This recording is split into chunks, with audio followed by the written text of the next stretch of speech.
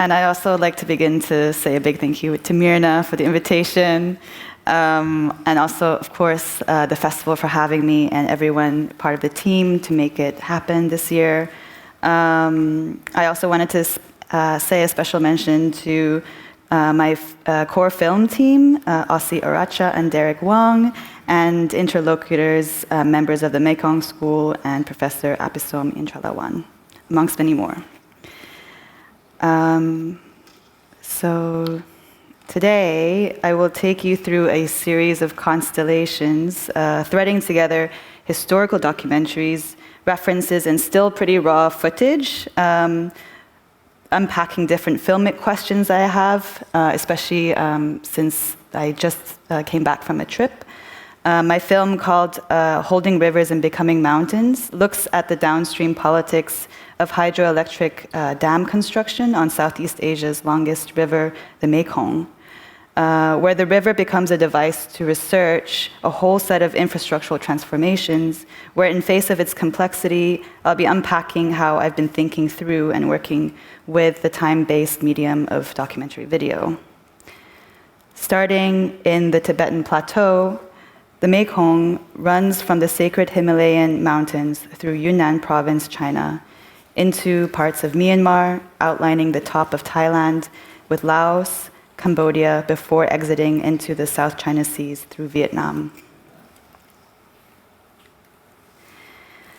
Having just returned after another few months and series of trips down the river, with each time I'm versed with being able to read more layers into its landscapes, layers of information depending on shifting routes, conversations, and people that I'm with. Embankments of varying sand deposits sit on sides of the river. The mineral heavy waters gives its rich brown and purple hues, its sustenance making it home to hundreds of species of fish.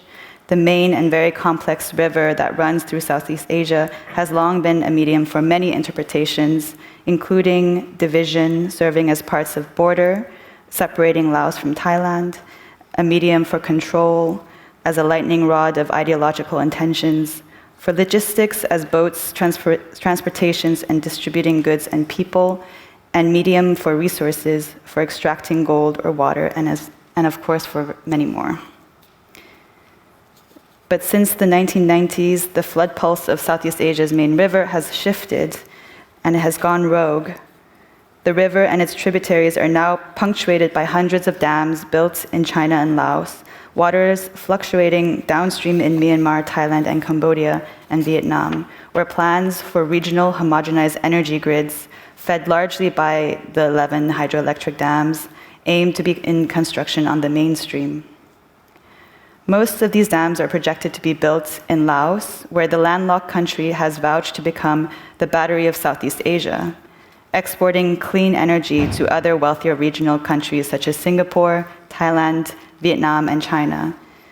And while the river is one of the most fluctuating forces whose features move so obviously in a world that is in constant motion amidst tectonic plates drifting across the spinning planet, mountains are lifted up and eroded to the sea, glaciers advance and retreat, all natural features move. And as Richard White writes in his book, Organic Machine, our metaphors for rivers are all metaphors of movement.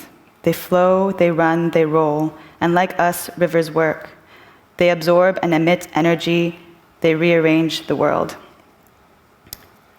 How would something that is constantly in flux be understood as radically changed?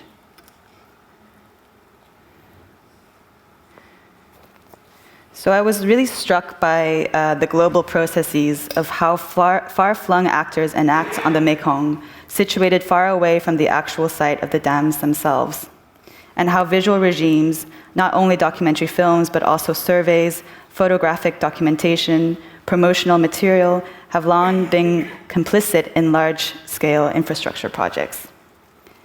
With the incoming of the dam, the site is not limited to the material infrastructure itself, but it is temporally, spatially distributed as a process that sustains it.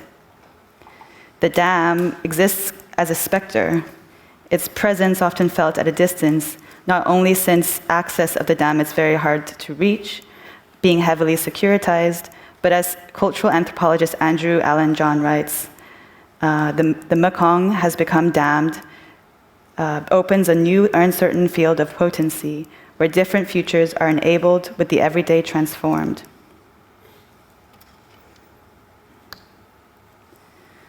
So, section 1, taking stock. Inside the main halls of the Mekong River Commission Summit, layers of simultaneous translators sat behind windowed boxes, whispering into rows and rows of ears. Their voices mediate what is spoken on stage. And on stage, prime ministers of high representatives of the Mekong countries sit in heavy armchairs. China, Myanmar, Vietnam, Thailand, and Cambodia, as well as other water diplomats from other states. Swiss behind the Swiss, Chinese behind the Chinese, Myanmar almost seats empty behind them. Thailand had full house, separated by nationality, divided by language. The performance is staged, echoing formats of the global, mediated, its images meant for mass circulation. Earlier last year, I attended the summit in Vientiane, Laos, as a member of press. In the summit, security would tell you if you crossed the line, and those who were less important were shooed away into listening rooms. The Mekong River Commission, or MRC for short, is the intergovernmental water governance organization with the role to mediate across Mekong's countries towards shared common goals. And since most dams are situated upstream in China, with 11 being situated in China and 3 in Laos, and hundreds in tributary rivers, southern Vietnam is where the Mekong River reaches the South China Seas. The main source of tension over the 3-day summit had been recounting the years of 2019 and 2020, when people downstream experienced some of the driest river conditions in living memory. It had flooded during the dry season, and it was dry during the wet. Suspicions have grown through the lack of available data and dam release schedule, as the river cuts through so many differing ideological sovereignties.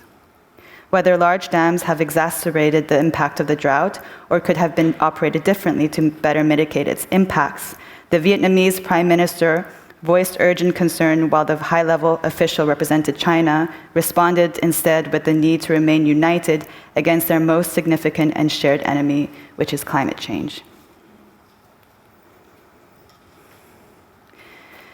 Present tensions need to be understood in its historical continuum, where measuring the water has been so key in how power is mediated along the river.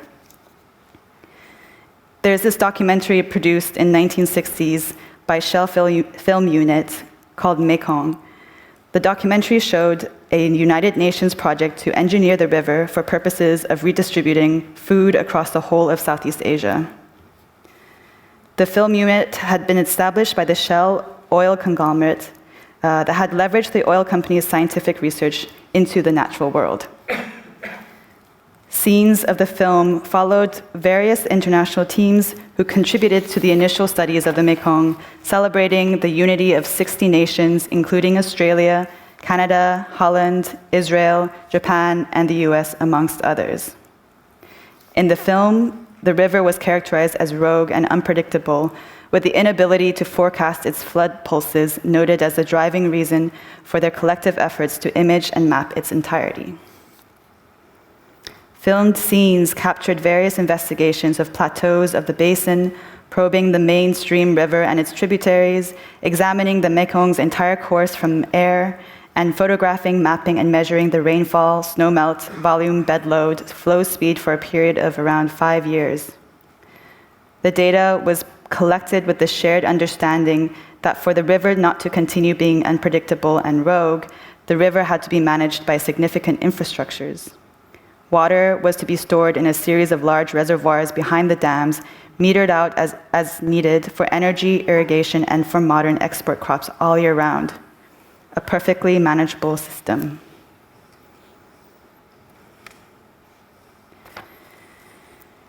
The film ends with the geopolitical assembly of various nation-states, moderated by the Mekong Commission, the predecessor of the MRC summit I had attended last year. The documentary draws to a close with a dramatic line stating that it is no small task, even with all the genius, all the vision of the nations, to grapple with the silent primeval force and remake it into the human image. What was less on the surface was that the dams had been mobilized as a containment strategy for communism, that during the Cold War, the construction of dams had been considered a key foreign policy objective for the US, which hoped that hydropower irrigation and flood control projects would lift mainland Southeast Asia out of poverty, with the idea that it was poverty which drove people to turn into communists. What organizer and scholar Charmaine Chua calls a logistics counter-revolution, this counter-revolutionary logic was instrumental in remaking the river's tempo, its flood pulse into something that could be measured as a volume. When speaking about timescapes of Himalayan hydropower, Lord, Drew, and Gergen elaborated on how hydropower development can be understood as a fundamentally temporal and temporalizing concept. When remade into what the Shell film called the human image, this way of viewing water had crystallized the river into axes and axioms. Managing water resources and making energy infrastructures involved remaking and managing time.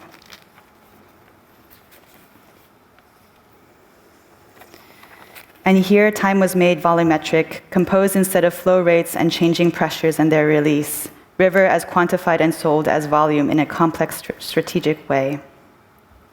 I remember filmmaker Trinh T. Minh Ha and how she spoke that there is no such thing as documentary.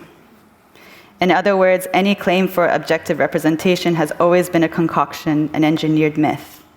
Documentaries such as from the Shell Film Unit did not simply represent the reality of the world, but instead ushered in a world where the ecological costs ignited by the oil conglomerates' infrastructures remain indisputable in their emissions discharged. These sensing, mapping, and systemization projects portrayed in the film supported efforts to turn Southeast Asia from a battlefield to a marketplace after the Cold War, where the project's inaugural surveys of the entirety of the river drew not only representations of the landscapes, but they really underpinned how the river continues to be contested between upstream and downstream nation states.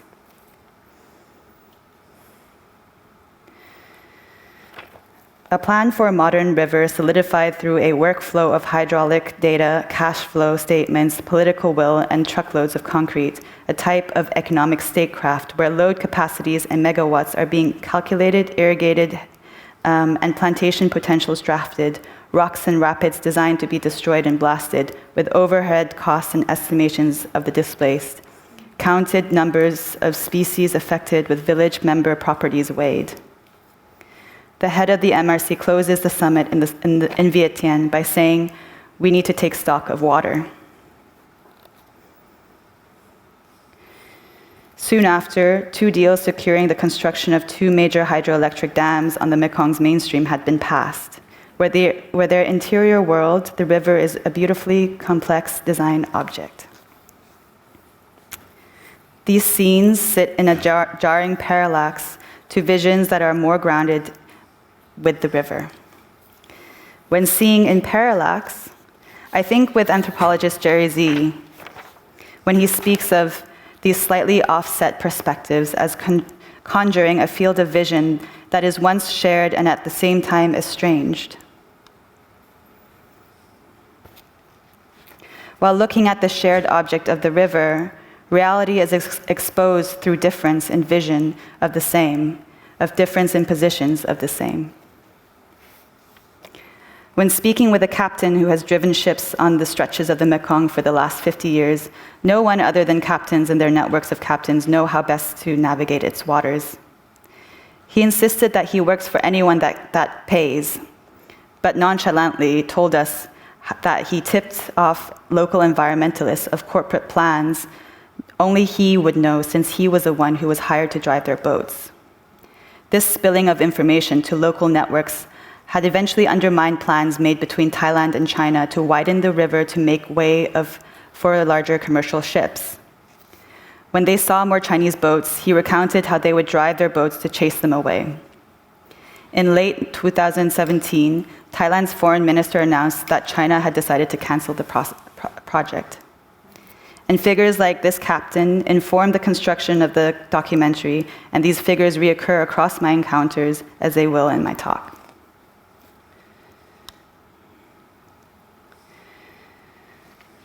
So, section 2, downstream, and shifting the tempo into a different type of flow.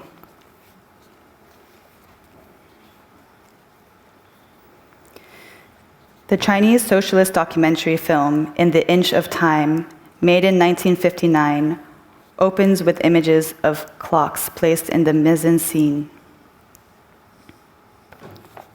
The voiceover remarks, everybody knows the old saying, an inch of time is worth an inch of gold. But do we really understand the value of each minute and each second?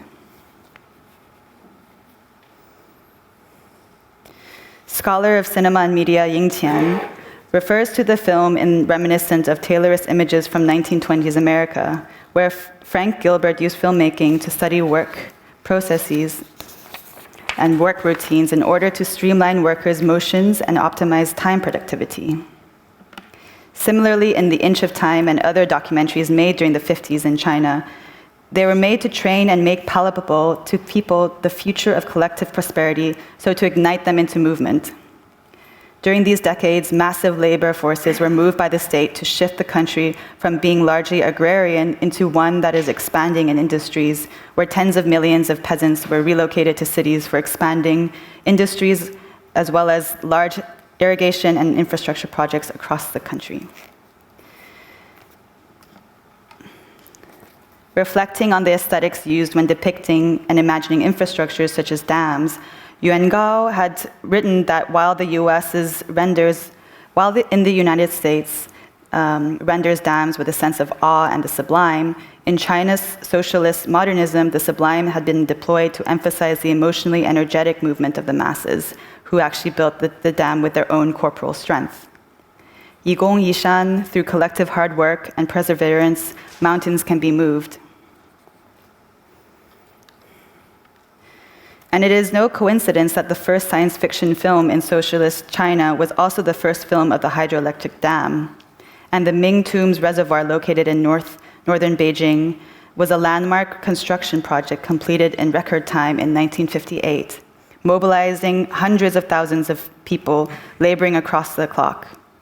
The film ends with this 30-minute postscript depicting a modern communist world 20 years after the reservoir's completion.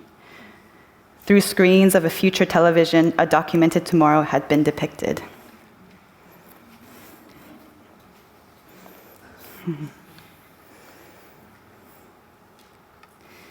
66 years later, passengers of a high-speed rail look out of the screens of their windows, traveling from Kunming, southern China, into Vientiane, Laos, watching the curated development projects that dot along its rail route. Groups of people now travel beyond China's borders, where the modern communist vision of the future, albeit now modified, takes hold downstream, changing spaces and times in its wake.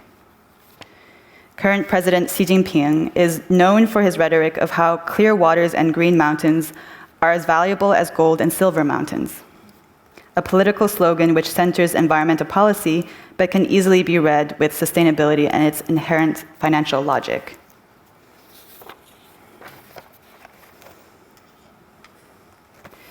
Tunnels burrowed by the newly built high-speed railway between Kunming, cutting through Laos, incessantly mountainous territories, the Mekong, increasingly blasted as a river making way for larger ships, dammed for energy.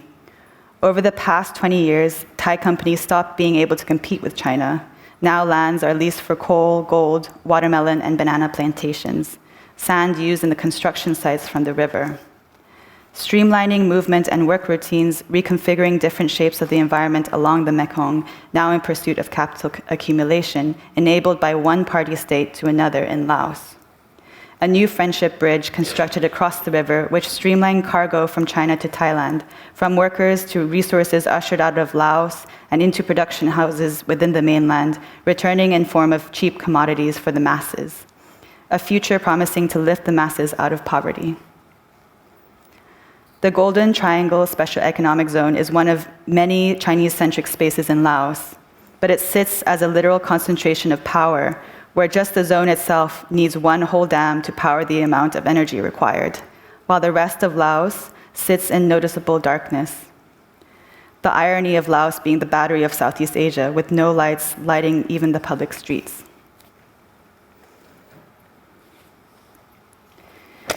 Created in 2007 by the Lao government with the Chinese gangster Zhou Wei, with hope of generating economic development, the King Roman Casino sits in the center with many companies whose location is opportune, since situated next to the borders of not only Thailand on the other side of the river, but also Myanmar. Historically, the Golden Triangle was infamous for opium and narcotic smuggling, where the ability to hop across borders had allowed for the escaping of legal force in one country, and therefore the longevity of legal operations. Capital and all of its inherently criminal excesses and effects continue to be externalized now through call center gangs, online and offline gambling, sex trafficking, in the zone granted status as a socialist capitalist experiment. And as a result, people don't like having questions being asked.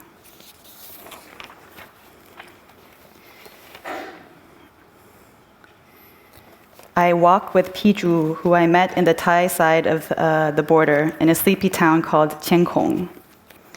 Piju accompanied me into the zone. We both identify as hyphenated Chinese, Chinese somethings. Our families moved to different places anew at different points of history, exiting during different versions of China. Her family moved from Yunnan, China, to northern Thailand during the famine in the 50s and 60s. While peripheral to the Taylorist conception of time and socialist modernism, I still couldn't help but see this bizarre in-between space of cultures, borders, economic regimes as a materialization of this new China. People avoid talking to us, and as if on repeat, different shops tell us their boss is not present, that they're not the owner. It's daytime somber, many are napping, and apparently nighttime is when rhythms take on new life. Number plates with 6666 or 8888 drive around. As we meander through the zone, buildings and ambiances felt both familiar and unfamiliar. Apartment buildings, casinos, cafes, and shops feel like an offshoot of the real. Many locations on online maps turn out non-existent when trying to find it. One boss lady did speak to us and told us that when she came to Laos, she came from Sichuan, since a friend promised significantly higher salaries and flourishing businesses. 4 years ago, buildings were largely not built then yet, and every year she would have to reassess if she would stay or she would return. People like her test their luck in the zone.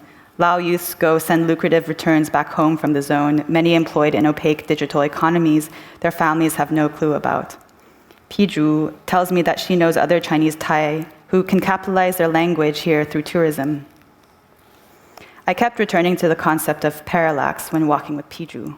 And in this zone, I had to really face the constant returning of interpersonal dilemmas that I carry with me. And as we meander, China and Chinese start to feel much more strange as a construct, rather than being this large hegemonic block. Maybe I should pause this. Many more nuances arising which speak less about any solid form of identity and rather more about overlapping identities, meshed ideologies, agencies, purposes, and relationships formed over spaces and times. And perhaps a note that in general, this is such a key challenge of documentary itself, as an embodied individual, how you are seeing and contributing to what is happening in the scene that you're within. And as pesticides from Chinese-run banana plantations in Laos trickle down the river into lands in Thailand, dams upstream shift the sediment build of the river embankments, adding more fertile land to Laos, while breaking off sovereign soil in Thailand. Paradoxically, this shifting sovereignty and liquidity of labor had allowed many to devise a new creative existence. Middlemen and middle women, obstacles and loopholes turned into their advantage, reselling, duplicating. Here, time is out of joint, and it coalesces with the river as a border. From a conversation with Philip Hirsch, the Mekong River is not simply being destroyed by the dam, but brings forth new ecologies along with new forms of living, with something reshaped, creating new materialities, relationships, conditions, and opportunities. And he told me that sturgeon fish, which are typically alien species to the Mekong, had escaped from this special economic zone into the river and is apparently thriving.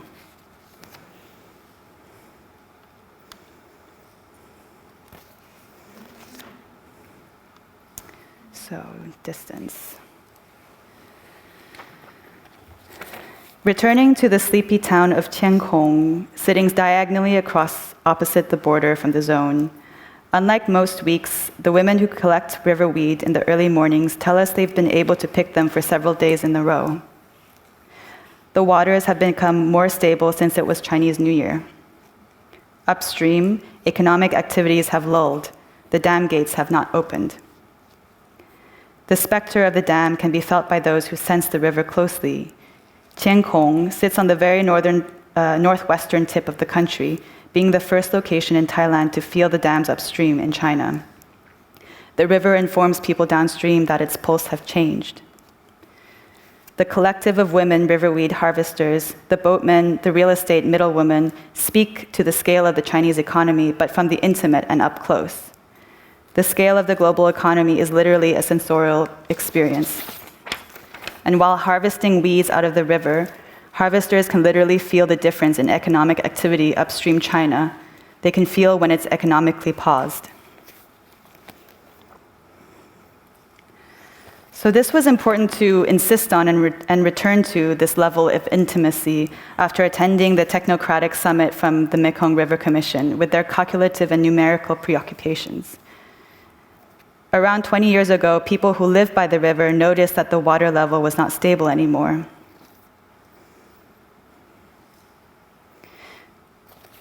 There was no rain, the water level rose. When there was rain, the river had remained dry. People who lived in villages did not know what made these changes. Pinop, a member of the Mekong School, the environmental conservation group in Tiankong village, was sent along with another friend upstream to go and take photos and report back first-hand accounts of what had been responsible for the sudden change. This was also part of their personal, local, collective documentary practice, which had focused on educating their network of villages in Chiang Rai province, the ongoing impacts and changes brought forth by top-down future planning and development projects. They go on a wild adventure with the little money they were given to spend on the trip, taking series of photos on the way from their town through boats and bus rides upstream the river and across the mountainous region of Laos, Myanmar, until they finally reach Xishuangbanna in China. The photos had looked like photos taken by 20-something-year-olds, encountering shifting landscapes for the first time, its beauty, newly encountered friends, and misunderstandings along the way. In the end, they end up finding the source of change, which had been a newly constructed dam, but ultimately failed to take a final picture of it. This was not simply because of the bus not being able to stop near the dam site or that there were security surrounding its campuses, but he told me that the way the sun was shining into his broken camera had made his shutters malfunction. And even with a picture of the dam, it would not suffice to represent its truth.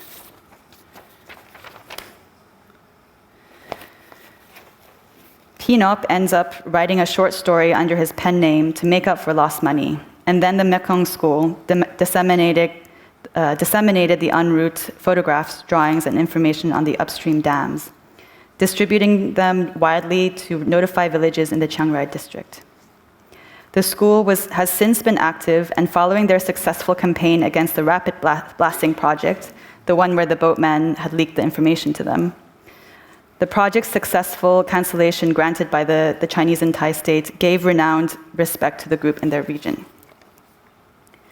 So their documentary practice is rooted in epistemic politics, acknowledging the need to bring power and knowledge back to the people, as they know their environment best. Their method is called Taiban, and it centers villagers as researchers and for the Taiban process to be a method of exchange. People who live in Tiankong and other towns along the river in northern Thailand share much more affinities with those on the other side of the river in Laos, rather than from the official Thai state. And while I spent time in the Mekong school, I accompanied them as they traveled upstream to reconnect with a village in Laos in wake of 2 dams now being under construction in the Mekong. Much of the time when traveling is spent with people meeting up and reconnecting with other people. And everyday dramas that come with that as well.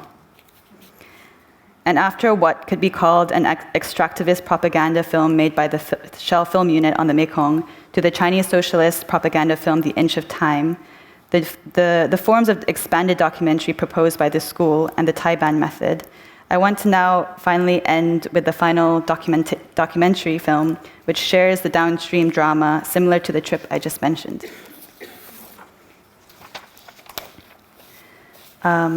It's a film called Tongpan from 1977, which is a docudrama serving as mobilizing collective action thick in the environmental student movements in the 70s in Thailand. This is also where the Taiban method takes root.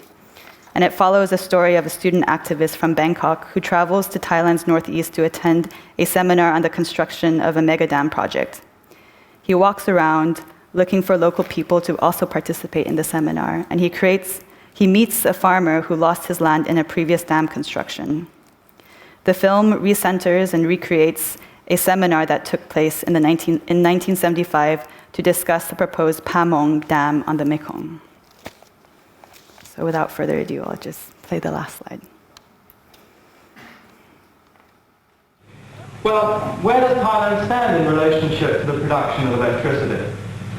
Currently, it produces about 7,000 million kilowatt hours of electricity. However, only 1/3 of this amount is currently generated from hydroelectric power. The remaining 2/3 come from the much more costly thermal generators. Now, as you all know, oil prices have increased at least 2 or 3 times in the last few years. This makes it absolutely imperative that Thailand think very, very seriously about employing hydroelectric power in the future. Well, in relationship to this, then, the Pamong project is a most remarkable project. It's a project which stands head and shoulders above any comparable project, not only in Thailand, but also in the rest of the world. My third chart, I think, will make this very clear.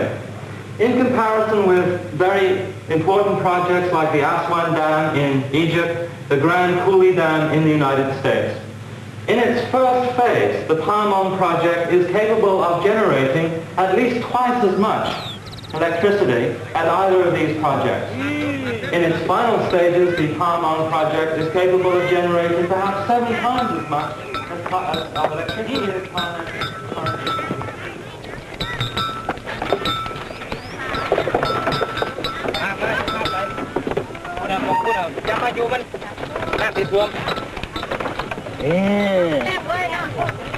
เฮ็ดแต่ต่างพูดดีกว่า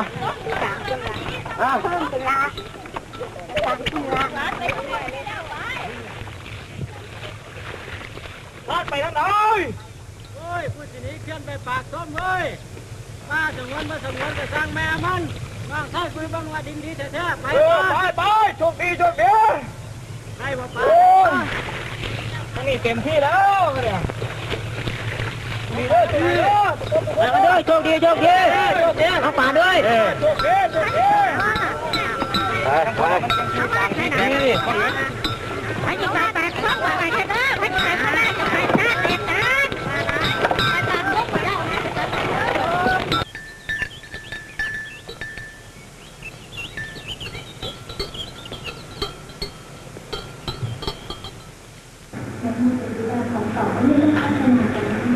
ก็เชื่อผู้เชี่ยวชาญยิ่งฝรั่งด้วยแล้วล่ะจะพัฒนาเมืองไทยให้ตามแบบฝรั่งให้ได้เดี๋ยวจะทำทันญี่ปุ่นเดี๋ยวจะทันฝรั่งแล้วมีประโยชน์อะไรพัฒนามาก็มีประโยชน์กับไอ้คนรวยจำนวนน้อยในกรุงเทพไอ้ไฟฟ้าเนี่ยแหละเห็นโทษกันบ้างไหมไฟฟ้ามาถึงหัวเมืองเมื่อไหร่เนี่ยวิทยุมาโทรทัศน์มาคนก็ถูกโฆษณาชวนเชื่อให้ซื้อของไอ้คนกรุงก็ยิ่งรวยมากขึ้นฝรั่งก็ยิ่งรวยมากขึ้นญี่ปุ่นก็ยิ่งรวยมากขึ้นแล้วความชิบหายไปว่าที่จะเกิดขึ้นกับบ้านเมืองเราล่ะจังหวัดเลยทั้งจังหวัดจะถูกน้ำท่วมราษฎรจะพัดที่นาคาที่อยู่วัดวาอารามจะทิพหายไปปวงหมดและอย่างปลาบึกเนี่ยซึ่งเป็นปลาชนิดเดียวที่มีในแม่น้ำโขงฟักตัวอยู่ในแถวที่จะสร้างเขื่อนเนี่ยปลาบึกก็จะสูญพันธุ์ไปแล้วพวกฝรั่งผู้เชี่ยวชาญอะไรนี้สนใจไหมทางกรุงเทพสนใจไหมเขาอาจจะเห็นว่าเป็นเรื่องเล็กน้อยไม่มีคุณค่าทางเศรษฐกิจก็ได้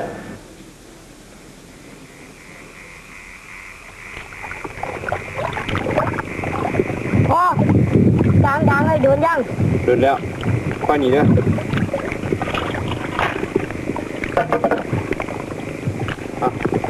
มาไว้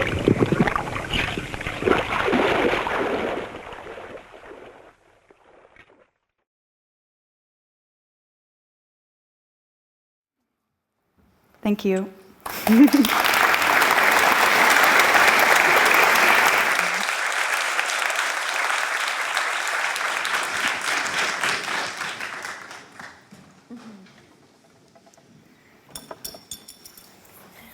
Amazing. Thank you.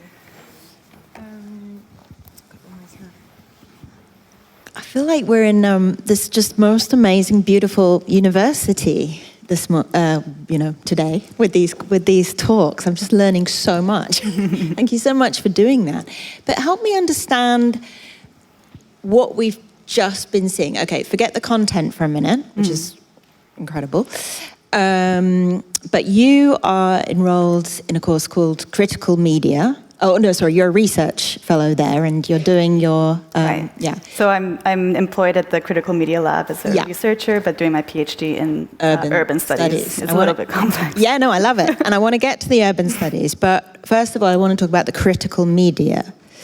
Because what we're seeing here is, I was trying to understand what, if this kind of montage is part of your research process, and I love the way you describe, by the way, the river as a research device in this. Is that part of your research process, or is that on its way to becoming an outcome? And what will be the role of sound in all this? Yeah, right. It's definitely part of the process. So so I'm really in the thick of still processing a lot of the film sequences that you've just seen. These are just me trying to assemble certain narratives, making sense of the different encounters, and so the output, which is always changing as well anyways, but for this one I do have the intention to create a documentary film. So there will be a soundtrack or a voice. It would be completely different to what you just saw. I think we're very lucky to see it in process, and I actually love that we get to see it in formation. And I imagine for you then, seeing it on a big screen might help. Does it? I haven't really been watching it. Well, I'll tell you later about something. You should, because I think it reveals, right, these things in juxtaposition that you're kind of aiming for. Yeah. So we benefited. Great. Tell me more. I will. It's going really great. Okay, thanks. Okay, so you've got this huge, I can't imagine what your desktop, your computer looks like. I mean, you have so many files. I saw documentary film, we've got slides, we've got interviews, we've got, it's a lot. It's really an incredible amount of primary source material. But there's also something very beautiful aesthetically emerging, I think. Can you tell us a little bit about the importance of image for you and how you're thinking of it and constructing some of those images? I think with the idea that, especially with documentary, it is a construction, right? And so to kind of understand something so complex like what's happening on the Mekong River, all of the different processes that then enable the ongoing construction of hydroelectric dams, then one needs to start developing an aesthetic vocabulary to try to draw out these concepts a bit more, draw out these ways of seeing these processes. And so I think that's why I decided to begin the presentation with that, the dam as a specter. So you don't really necessarily see the dam directly per se, but you get the feeling of that, of the distance of this specter. And so I think starting from that, as well as like every single space that I end up in, I always try to somehow film, but also like figure out a way to create a certain angle on it. Yeah, literally, right? I mean, and obviously that's the critical part, is the critical angle, but there's also a literal angle. If I noticed, you're getting quite intimate, recording of people. Presumably that's to do with the preparatory work that you do, but also just like you say, putting the camera off to one angle. Perhaps, does that help? I mean, I think with this one, I wanted to also limit myself with the camera that I was using. So I just focused on one camera, but I did have different lenses with me, especially, for example, what was really difficult about the summit was that it was so banal. You know, they're so good at curating the image that I had to use like a long lens to really get a little, yeah, exactly. And then that's where a sound, I think, could be very interesting, you know, especially with simultaneous translation. So I haven't touched or went there yet. But did you record sound there? I recorded sound, but I would like to get somehow the transcripts to the summit. And layer it. Yeah. But there are all of these different parts of the visits and sites that I have yet to think through with sound and like, given the different conceptualizations, I guess that would also determine the triangulation of sound and image. Yeah, I mean, it's just so rich. I mean, this is the kind of project I imagine you could spend the rest of your life For sure. finessing. Where is it in your life? I mean, is this going to be your PhD, or how does it exist within your work and research? So my PhD is not practice-driven, but I am using the time of my PhD to do films. So I'm thinking through it, and my PhD will be in written form. But the film itself will hopefully be finished within the next year. Basically doing two PhDs, isn't she, right? Because she's doing a film PhD and a... Okay. That's amazing. So then hopefully we'll get to see it at some film festivals. Well, fingers crossed. But yeah, again, it's like a continuous. I think what I was taught in this research, or this, even just like meeting and being in places, it just made me feel like I want to. It's a place I would always return to, and things lead to one another from that point onwards. So even if this film is finished, there will be other films to come. Amazing. We'll look out for that. But I want to also just ask you about urban studies. And about what you think this will contribute, or like what's wrong with urban studies that you need to address with your work, but also maybe what also the sonic can bring to urban studies, although that's to come for you, but still reflect on it if you would. Yeah, I think, you know, it's always been interesting to be in, whether it's urban studies or also academia. People seem very interested in other ways of producing research, or also publishing, or alternatives to that, basically, including film and experiences of that. And so I think also, especially when thinking about these new spaces that are co-composed of visual regimes, of image practices themselves, I think creating an aesthetic language to pull that out is also just as important. That cannot necessarily be done through written form. So I think, yeah, I don't know. I think it's completely. I think it expands the realm a bit, but also urban studies itself is composed of so many different things as well. So, sonic-wise, I'm not quite sure yet. I like it when someone's not quite sure. Well, that just I think it's both to do with the types of field recording that you can introduce, but also using it somehow as a mode of analysis, or part of your analysis, part of the critical. Maybe there's certain registers of this particular issue you can discern by focusing in on the sound rather than, or in addition to the image. Maybe? Yeah, I mean, in previous films, sound was very important. Also, sound collaborations were really important. So, for example, like my previous film that was related to the Belt and Road Initiative, but through the railroad, I think the sound of commerce, of shops and rhythms were really important to inform the soundtrack itself. Field recordings included, but also things like Kenny G, which is like the really cheesy music. but in China, or at least in Asia, it's used to close shops. And so using that and like playing with that was a really important, effective component. Yeah, Absolutely. Well, I wish you the best of luck, and I'm slightly envious of this kind of journey that lies ahead of you, because you're really onto something here. I think it's really incredible, this sort of these multiple layers to create this critical narrative. Oh, there's more questions, but we need to get on to our last speaker. But thank you so much, Solveig.